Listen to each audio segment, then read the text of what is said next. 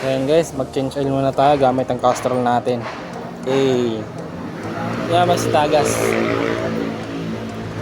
Tagas yan mga par. Alright. So ayan guys, iti-check natin yung yung oil niya. Kung gaano pa siya kadami. Matagas kasi ito eh. So ayan, andun pa sa gitna. Medyo goods pa naman. So guys, ang pangpihit nga pala na ito. Pag ganito nga pala, pag ganyan. Ganyan siya. Uy, make sure pala na malinis yung ganito nyo. Para goods kapag ginagay natin. Yan na, linis na siya para. Dapat may washer din kayo para hindi siya maputol. Dapat ba ay malinis yan para? Malinis dapat. Castrol. So yan guys, kukunin na natin. Oh, pag gusto nyo ng kape, dito na kayo bumili oh. Di ba? Beats Me Kitchen. Kape muna tayo. Galing kay Vince. So yun guys, gagamitan natin ng tubo to. Yan. Yan natin yan mga pay. Wala may tubo tayo para masayang yung langis. Alright. Ito yung, kung mapapansin nyo 1 liter yan. Buwas na nga pala yan, binawasan ko na yan kasi yung nakaraan tumatagas kasi ito kaya kulang siya.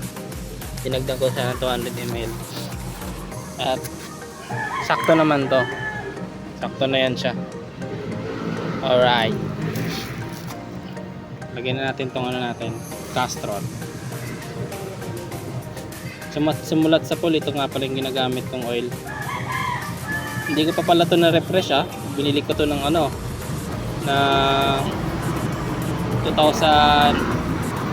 2023. Hindi yan malinis. Wag, madumi yan.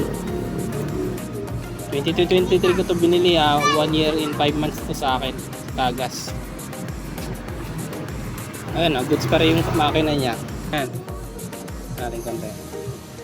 Goods na yan guys. 2023 wala pang refresh, galing pa to sa second owner. Tingnan nyo naman makina, goods pa. Hindi siya umuusok guys. Kasi kapag umuusok yan, may sira talaga yung makina. Ito yung gamit kong change oil. Tapos gumagamit pa ako ng ng carbon cleaner every 4 months. Kaya goods. Yun na, goods na yung natin, change oil gamit ang Castrol. Baka 1 liter ilagay nyo dyan 800 liter lang yan. 800 ml lang pala. Liter lang. 1 liter binibili ko kasi tumataga siya. Dapat 800 liter na ml lang ilalagay nyo.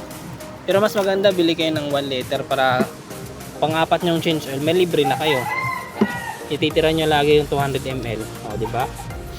Nakatipid ka kayo ng mga 100. 260 lang to guys. Pero good sa makina to Subok ko talaga to guys. Ito yung trabaho kaya subok na subok talaga guys. Araw-araw yan. Kahit saan napupunta yan. Alright, good tayo na.